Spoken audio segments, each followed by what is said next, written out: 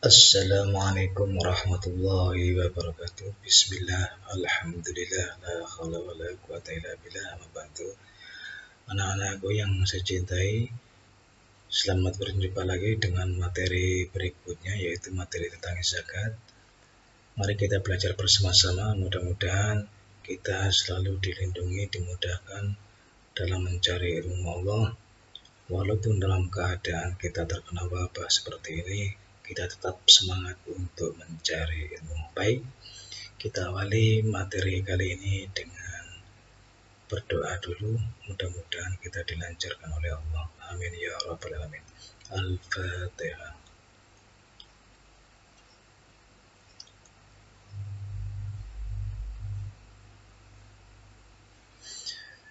Amin amin ya rabbal alamin.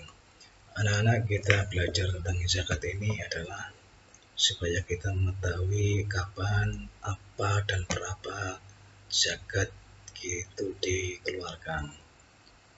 Kita nanti akan membahas satu persatu dari zakat fitrah, kemudian kita memahami juga nanti zakat mal. Dari zakat fitrah kita dibiasakan atau dituntut untuk bisa mempraktekkan ketentuan zakat fitrahnya.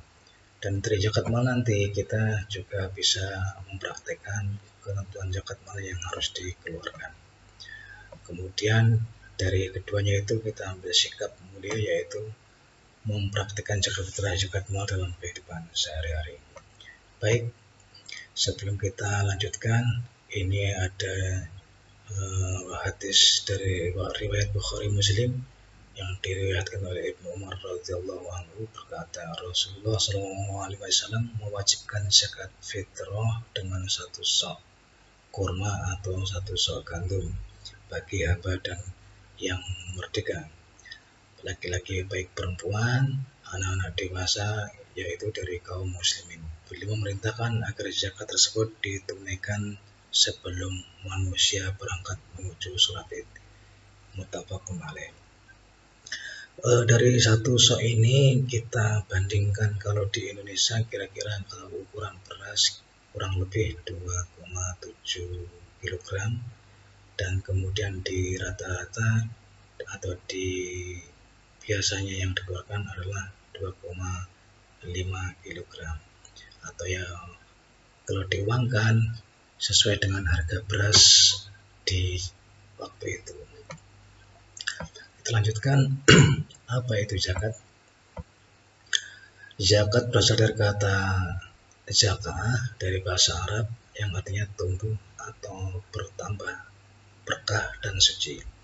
Zakat menurut istilah adalah sejumlah harta tertentu yang diwajibkan oleh Allah Subhanahu wa ta'ala untuk diserahkan pada orang yang berhak menerima dengan syarat-syarat tertentu. Zakat merupakan salah satu rukun Islam dan menjadi salah satu unsur pokok bagi tegaknya syariat Islam. Oleh sebab itu, zakat hukumnya adalah wajib bagi umat Islam. Nah, kita mengetahui ada rukun Islam, salah satunya adalah zakat atau mengeluarkan zakat. Zakat termasuk dalam kategori ibadah lain, seperti contohnya sholat, haji, puasa, dan telah diatur secara rinci berdasarkan Al-Quran dan Sunnah Rasul. Zakat juga merupakan amal sosial kemasyarakatan dan kemanusiaan yang dapat berkembang sesuai dengan perkembangan umat manusia dimanapun berada. Anak-anak, zakat ini adalah salah satu bentuk peduli sosial, karena yang kita keluarkan akan diberikan pada orang-orang yang berhak menerimanya. Jadi bentuk sosialnya adalah membantu sesama umat manusia. Lanjut, kita lihat dulu dasar hukum zakat.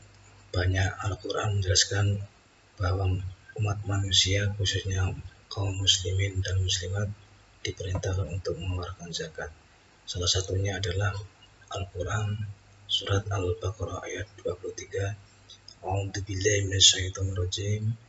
Bismillahirrahmanirrahim. Wa aqimus sholata wa atuz zakata warka'u ma'ar raki'in. dan dirikanlah sholat, tunaikanlah zakat, dan rukulah beserta orang-orang yang ruku.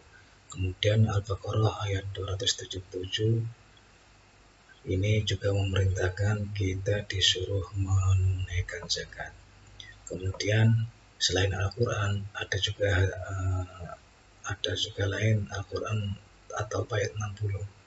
Sama, intinya adalah kita disuruh untuk mengeluarkan zakat, karena hanyalah orang-orang fakir, orang-orang miskin, pengurus zakat, para mu'alaf yang di pojok hatinya untuk memerdekakan budak, orang-orang yang berhutang untuk jalan Allah, mereka sedang dalam perjalanan.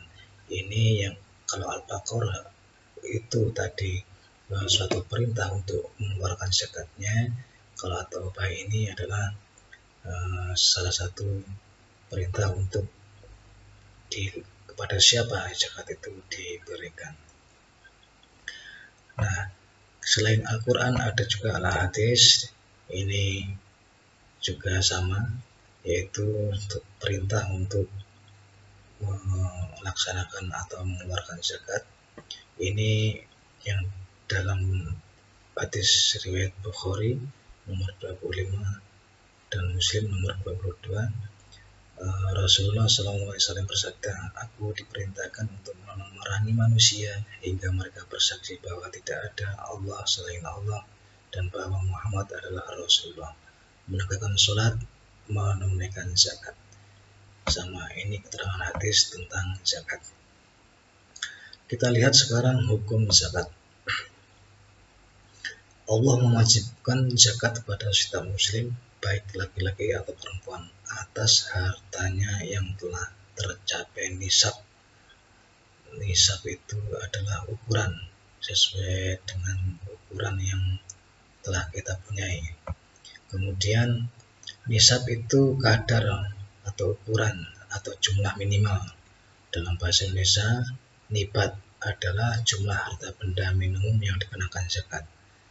Kalau nisab itu maksimalnya, kalau nibat itu jumlah harta benda minimum yang dikenakan zakat. Jadi nisab adalah jumlah minimal yang menyebabkan harta terkena atau diwajibkan untuk zakat. Kita lanjutkan. Zakat merupakan instrumen dalam mensucikan harta dengan membayarkan hak orang lain. Ini hak kita atau kewajiban kita yang diberikan kepada orang lain. Kemudian ada hikmah zakat. Kita lihat ada hikmah secara diniyah, secara agama, yaitu telah menjalankan salah satu rukun Islam. Kemudian sebagai taqarrub atau mendekatkan diri kepada Allah Subhanahu wa taala, kemudian mendapatkan pahala yang besar.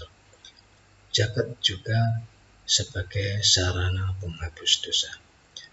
Hikmah yang kedua yaitu atau hikmah khuluqiyah, akhlak atau secara moral, kita menanamkan sifat mulia, toleransi atau peduli dan lapang dada. Kemudian yang kedua, memiliki sifat rahmah atau belas kasih dan lembut. Yang ketiga, hikmah yang secara khuluqiyah ini melapangkan dada dan meluaskan jiwa. Kemudian yang keempat, penyucian terhadap akhlak. Kemudian hikmah zakat yang ketiga yaitu hikmah ijtimaiyah atau sosial. Nah, apa saja ini?